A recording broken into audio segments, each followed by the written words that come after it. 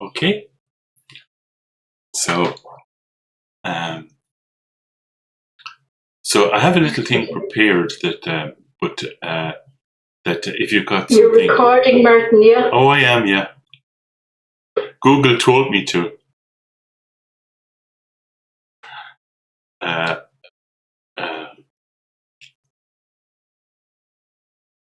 What was I saying? Oh yeah, that yeah. If you've got some questions coming out of that, please ask me.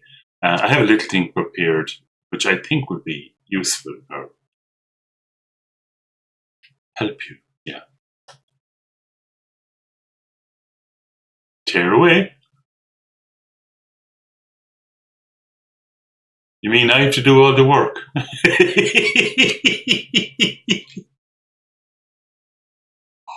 It just struck me there, Martin, that you know, when you're not grasping, there's a lot of freshness then about there's space. Yeah. There's like a freshness to the next thought. Yeah. Yeah. Yeah. Yeah. Wow. Not. I see slowly. So slowly, your reactiveness. You know, as you sit, like your reactiveness. Do you know what I mean by your reactiveness? Yeah. Yeah. Your reactiveness dulls. Yeah. Yeah. And diminishes, like. Yeah. And you can actually be with that stupid thing. You know, you can be with that, you know, and not lose presence. If you can do that, that's pretty bloody advanced. You know? Yeah. Well, when you experience little moments of it anyway, it's exactly, yeah. super. Yeah. It's fantastic. Yeah. And slowly those moments, this happens. Great. Thank you. So I'll start, will I? Okay. Well, unless just, yeah. So basically I want to talk a little bit about clarity, because that's the key in the meditation, for this type of meditation, that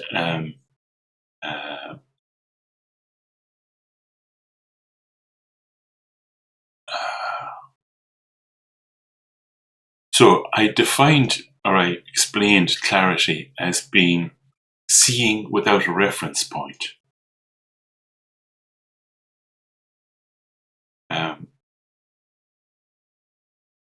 In other words, seeing clearly without baggage. Ask me if you don't get it, please. Without, yeah. Is it that the reference point is normally ourselves or ego? So Yeah.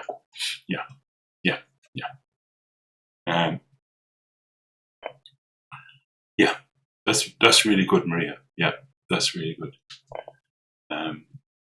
Does that help? I'm going nice and slowly here.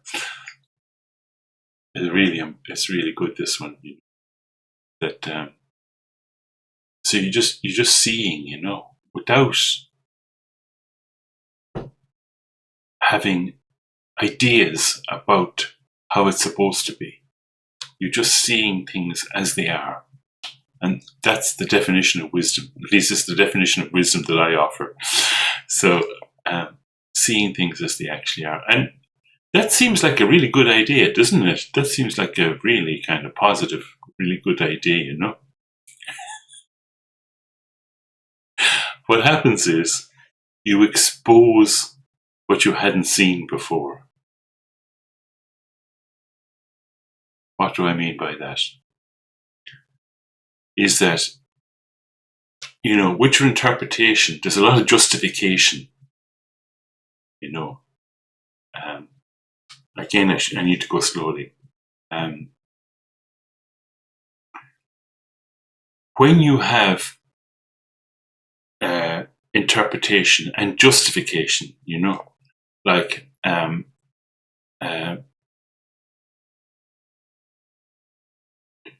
an example. I don't deserve that. That's an example of justification, right? And when you have that, that actually stops you from seeing clearly.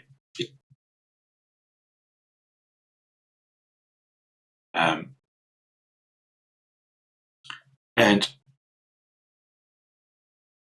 you don't actually see what's going on. You see a version of what's going on. Now, that's fairly clear, isn't it? You see a version of what's going on, your version of what's going on, based on your past, based on your grasping ego, all that stuff. Your version of reality. Now, as you become clearer, as the clarity comes, without these references, you see clearly, and you expose what was not seen before. In other words, you actually see how you're behaving. You see where you are coming from. And that's not comfortable. At least if you're anything like me.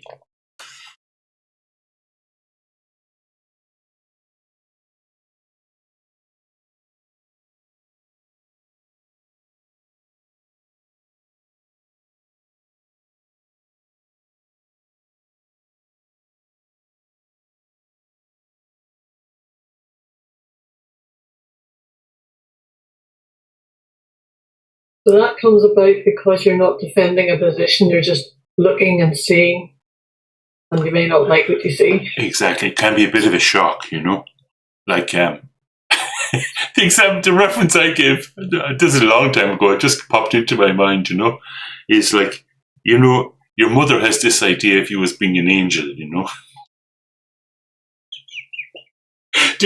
know, maybe you had a different relationship with your parents. My mother had, but actually it was a little devil, but this idea of myself as being an angel, being,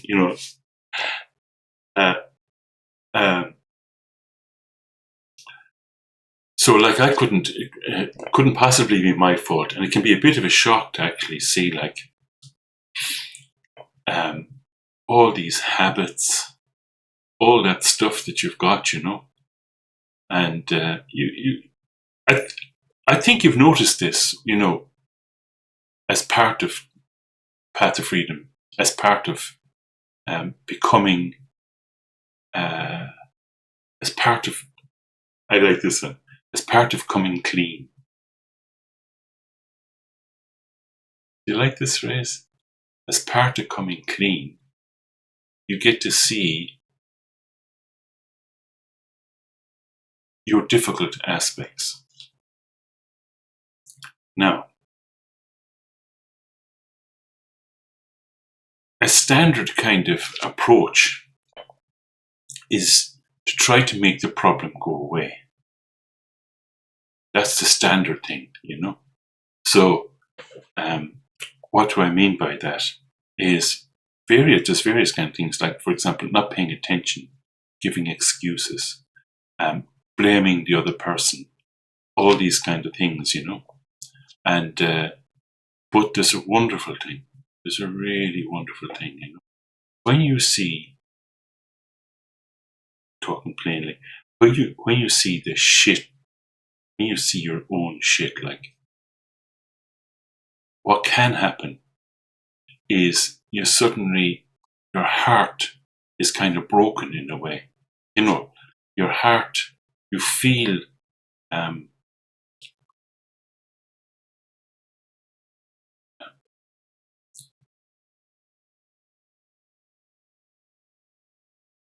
to describe this.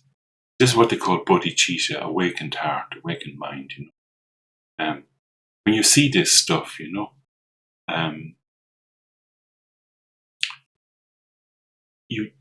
change, that you start to soften.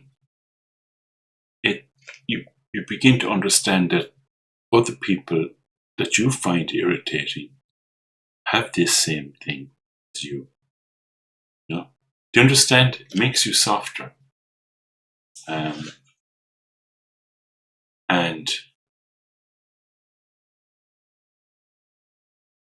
So there's almost like at that point when you see your shit, like, you kind of make a decision. I would like to act differently.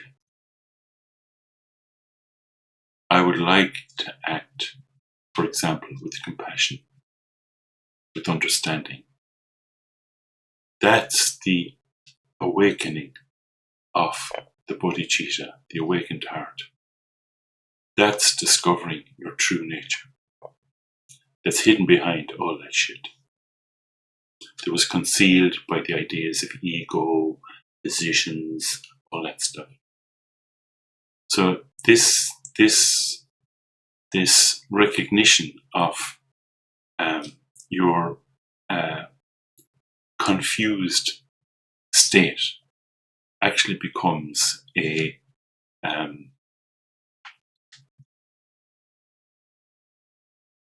way of deciding to change, of having a different. I think you know what I mean, right? Now, here's another place where you can easily get stuck. So now you say, "Oh, I'm going to be compassionate," right? Now I'll tell you, you can decide to be compassionate, right? But the same reactions will come up. I'll give you an example. I just thought of this one. That I don't know. Even if you don't drive, I think you'll get this. You're in city traffic, and in front of you is a learner driver. Right? I see Catherine gets it. In front of you, he really gets it. In front of you is a learner driver. What's your immediate reaction? I'm not happy. I was going to use an F word. Right?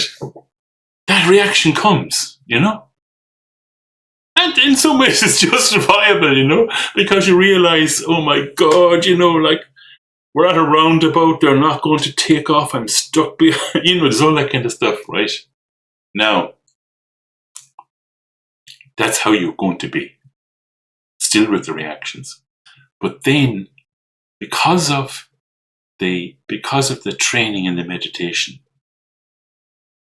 precisely because of that, there's also some clarity. You realized, oh, that poor devil, they're under pressure. And this is where you decide to be nice. You decide not to beep your horn, for fuck's sake. Oh, I said it again. You decide not to beep your horn, You decide to actually be compassionate and kind, And so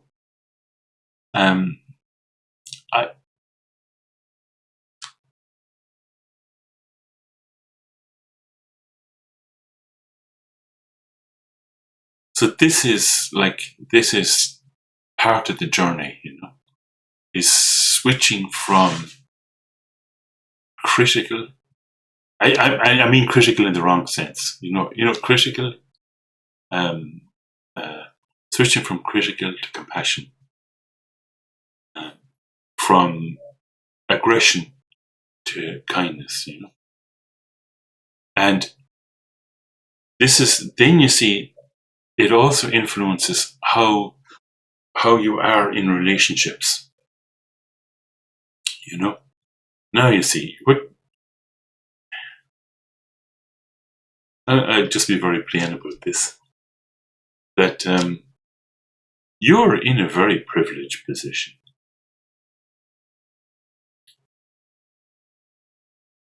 You know some of this stuff. You're training, right? What about the other? Do you think they have any relief from confusion? This is strong, isn't it? Do you think they have any relief?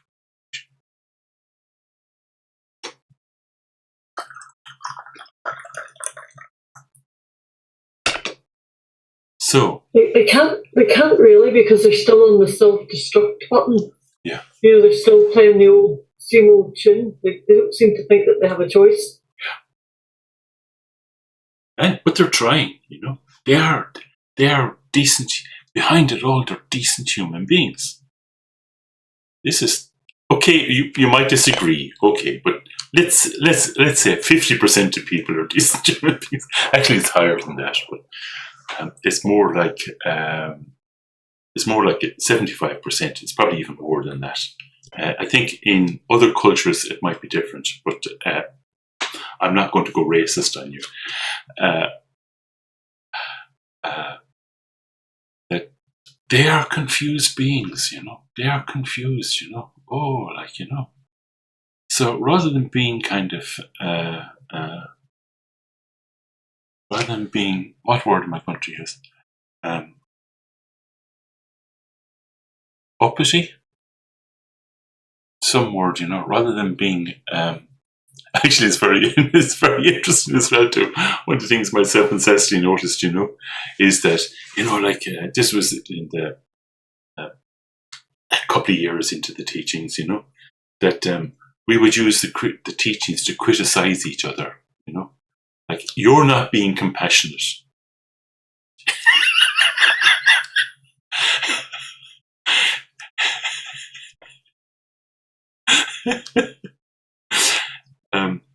So you have to understand, that now sometimes, like, I don't disagree. Sometimes people need a kick in the arse. I don't have a problem with that at all. But generally speaking, people are just acting from confusion. They're not actually acting with malice. They're acting out of confusion. They're not themselves. You're discovering you have some kind of little kind of idea of what you actually are. They're just in confusion, So cut them some slack.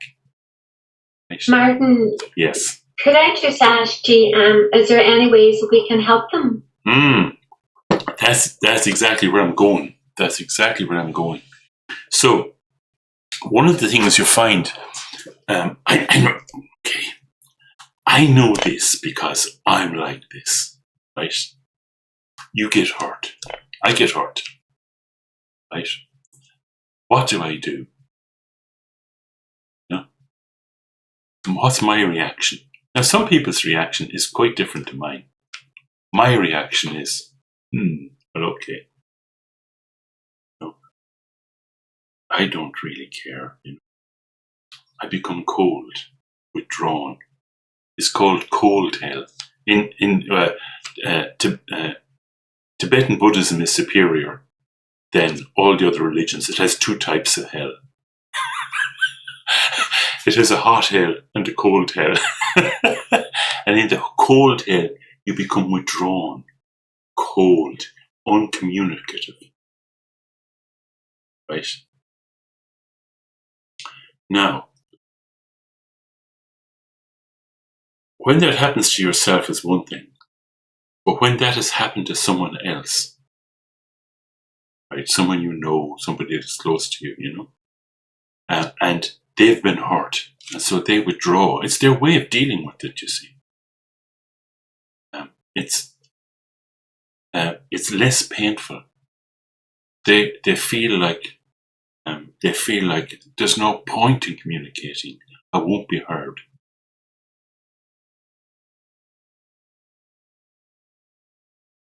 So, in that situation, they need warmth in order to thaw. That's how you help.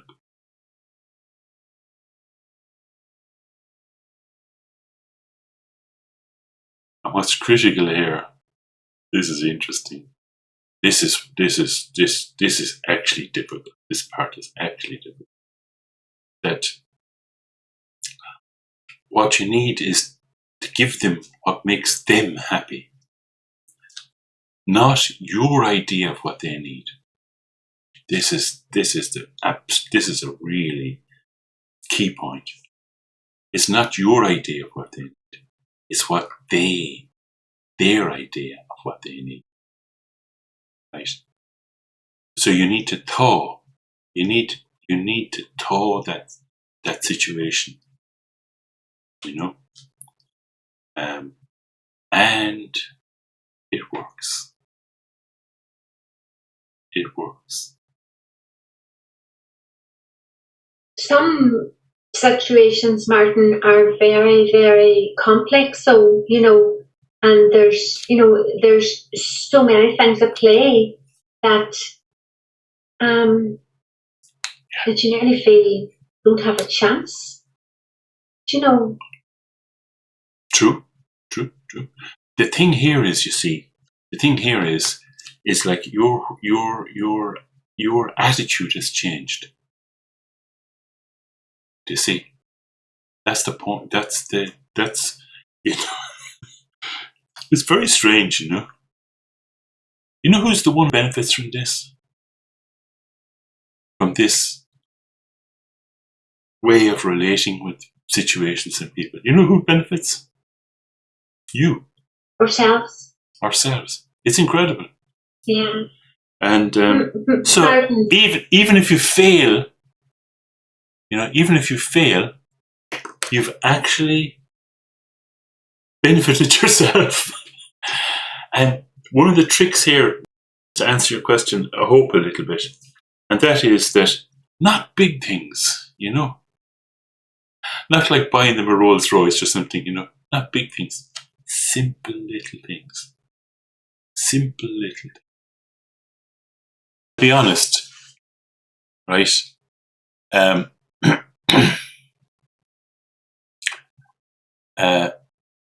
I'm not guaranteeing success with the other person. Right. The success is with yourself. Right. Because you can't really, you can, as you yourself change, the situation changes. Some of you will have noticed this, right? That as you change, the life actually, it's I'm going to talk about this on Wednesday, but like as you change, the world changes. You're living in a different world. The chances, because you see, the difficulty is that, which is what I alluded to earlier, is that people are living in confusion. And just to give you that example there, is that it's something, it could be, I'm not saying it is, okay, could be something that she learned in her childhood to protect herself from being hurt, to protect herself from having an open heart, of being hurt, right? And then replaying that habit in other situations. Do you get it? So that's how we are. It'd be unusual to expect her to be different. That's how we are. That's how we operate.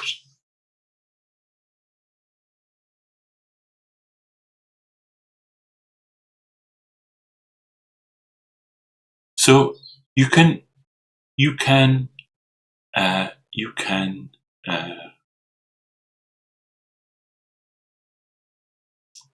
start to create a situation.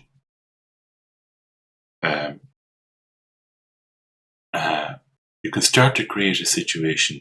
Again, this is not easy. This stuff is not easy, Your habits are there. You're going to say, get out of my way, you're at the roundabout, for God's sake, pull out, Your habit is still there, Again, it goes to show you, this is why you need to practice, okay? But, so your habit is still there. I've lost my train of thought.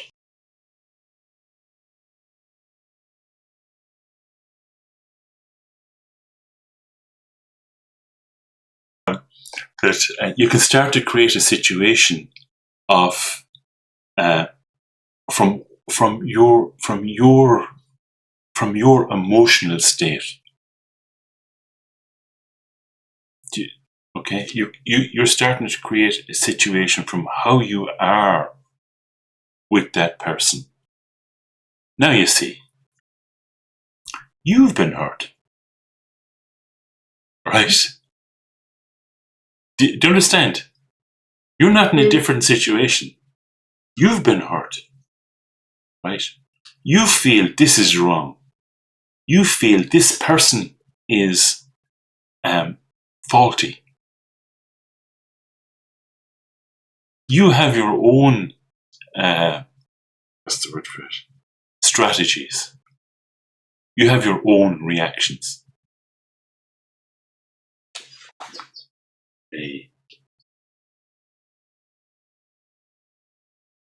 This is very powerful stuff, Martin. I was thinking that might be too powerful. Sorry. No, sorry, not Cecily. because it's not at all too powerful, because it's absolutely in line with all the kind of stuff that's been found about patterns and that. And just one of the things I've noticed, and what really helps me, like it's helped Martin and myself as well, is to be with other people, so it's not just down to you, you know. And I found it much easier to follow through on a conversation that for me might have been difficult before. But when I know and can trust that other people are listening to me, then the reaction of just one person, and their reaction might even change. Martin might even see, oh, she's saying something that the others are listening to. You know, there's like it's very difficult to describe, but it's not just down to you. That's one thing. But the other thing that's really important is when I found out about all these patterns, you know, about somebody going cold and withdrawing, it's not at all intentional. Not at all intentional. It's what they need to do to avoid pain. And if I can just say a little bit more about that, like when you're young, when you're a child, you really want, you really are looking for a safe place, you know, where you can find love. And if as a child you're looking to a safe place and that person turns you away, you learn to shut down and not keep going there. You know, and it's not the person's fault at all, you know. It might feel like that. It might even feel like that to them.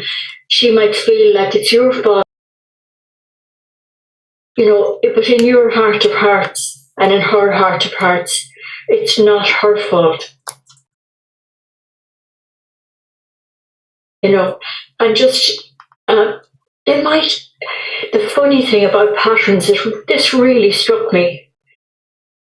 And I can go percentages wise and everything like that, but I don't want to give you a technical thing. But there are a lot of people who don't know that this is the problem for them. So they've shut down.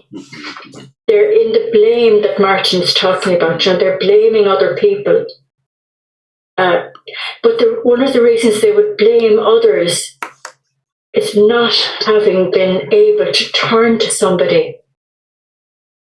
So I know of one person who, for me, kind of exemplifies that pattern of withdrawal. And they've actually said they find other people unreliable. They even said it as a general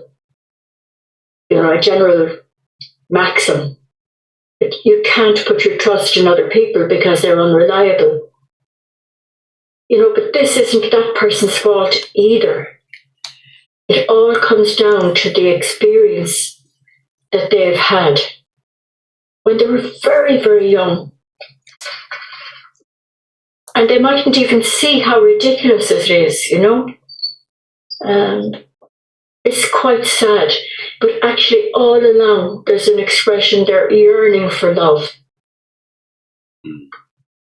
and they've been turned away. Mm. So to avoid pain, they don't go looking for it again. So that's why the warmth, other people, creating that circumstance, that openness, and it happens so slowly, it's kind of almost imperceptible.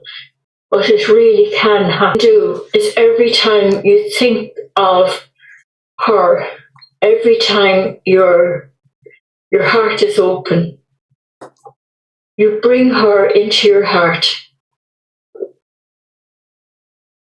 Bring her husband into your heart as well. I just want to make this point that when you open your heart, you are in a little bit the bliss. Mm. You understand? You are a little bit in this. I forget what I called it. What did I miss? This like a feeling of wellness, joyous contentment, is it? Joyous well-being, contentment, well-being, well-being, lightness of heart, any of these kind of things. Lightness of heart. So when you when you have that feeling and you think of them, you bring them so that they can feel that. So when you think of them, you imagine that they can feel what you're feeling. And across planets, not just across the Irish Sea, that actually will have an effect. And you see, the fact, there's some amazing stuff, The fact that they cause you to be kind benefits them. Even this is okay, I don't want to go there too.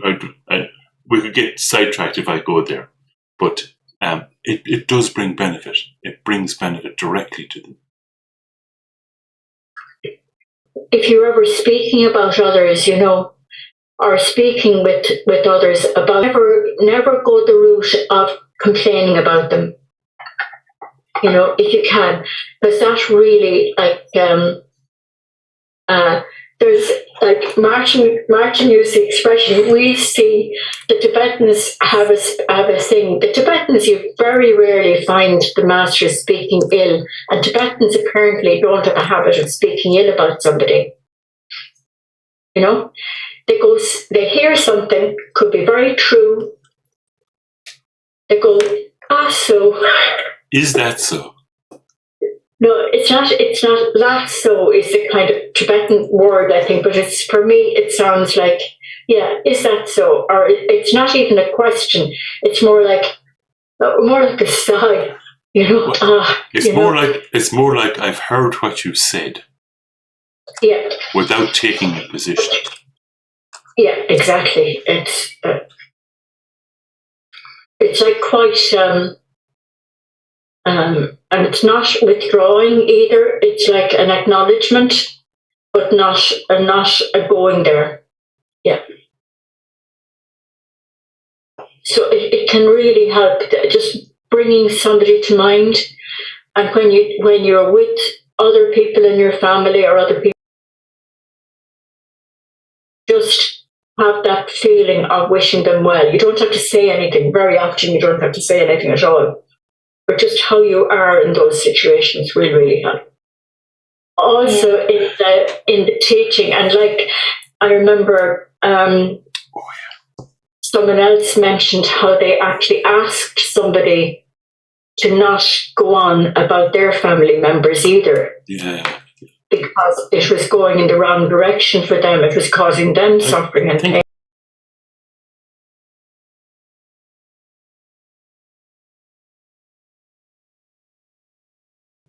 And I just remembered something else that was in that teaching that I'm always referring to, the one where after which the don't react kind of thing came out for me. The Rinpoche said, calm and clear and be very strong. Calm and clear can be strong. Is that what you said? Calm and clear can be very strong. you don't have to get upset, you don't have to get emotional. If you feel yourself getting upset, just go, so something, and just say, is that so with your heart, or just say so sad, And after a while, the interest in kind of sometimes what keeps the thing going is having the two, having that opposition, but one just drops away. You've just dropped out of the conversation, so it doesn't continue. It's very tough, though. Yeah, it's true. And maybe we've said enough, but you know me, I'm going to say something else that sometimes like how do we normally approach situations? Is we try to change them with effort. There might be a more effective way, which is to change them with love. Much easier. Much softer for you.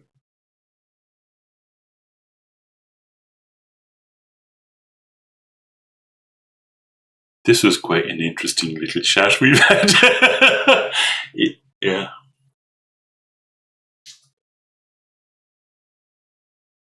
I have this little postcard, and it's a saying by Thich Nhat Hanh. It says, love comes from understanding. And it's understanding in the way that seeing this person confused, but still you remember all the qualities they have, I find that if there's especially a family member who seems to me repeating the same response or reaction, and surely I do that then as well if I'm not careful. And it's just as well to see I'm stuck or they are stuck as well. It's between us actually, and it helps me to remember, all the other qualities. The person, the humor, the way they move, the way they put their egg in the pan, and I can be there. It's just something that ordinary things. It can be just such a relief to focus a little bit different. I don't just want to say for me that sometimes feels like love. I just relax and it's probably the being present. And just wanted to give my shit into this. Something it's really I'm quite. And yeah, there's one thing as well. Like you see, geez, I just keep going, don't I? Like I'm on Duracells. That it's very funny, because like I just go there and I have nothing to say, and I don't have anything to say. And next thing we start this, and it all starts coming out. But here's one thing, okay. You hear these things about different way of being, a different way of approaching life and life situations. What do you think we do? We create expectations of ourselves as being the Messiah, the Savior, the one who can do it. No, you're screwed up. You're confused, okay? You have to do this. Train. You have to train. You're not going to be successful. And maybe you will be. Do you see what I'm trying to say? Usually what happens is we can be so hard on ourselves, Say, oh, I'm a spiritual practitioner. I shouldn't be having these feelings, Look. You're a confused being. You're screwed up. Your nature is perfect. But at the minute, you're not that connected with it, So don't be hard on yourself. What is that going to accomplish? Suffering. Be kind to yourself. accept you're not perfect, and try to help others. Have I finally run out of something to say? The one point that I'm remembering from all that I've been reading and from what my experience has been about, we try to change a situation or whatever. All the change that I've read about in attachment studies and so on, and all of the change actually that I'm experiencing in how I try to apply the teachings in myself, and in being with others, all of it. No words are said. It's non-verbal. You can look it up. Non-verbal. So I thought, and it might be very nice that we just sit for a minute and we'll dedicate this to the dissolution of all those positions that we all have. Dissolution of all those positions. So that people can contact and experience their nature, free from all that. That's the sitting Bible. Free from all that confusion. And just simply rest,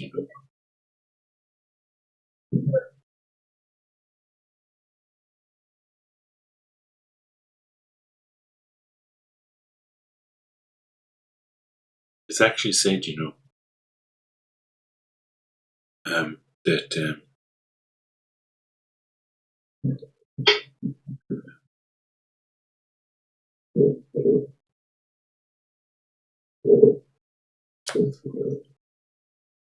a single moment of resting in your nature can destroy years and years of conditioning. And I believe it.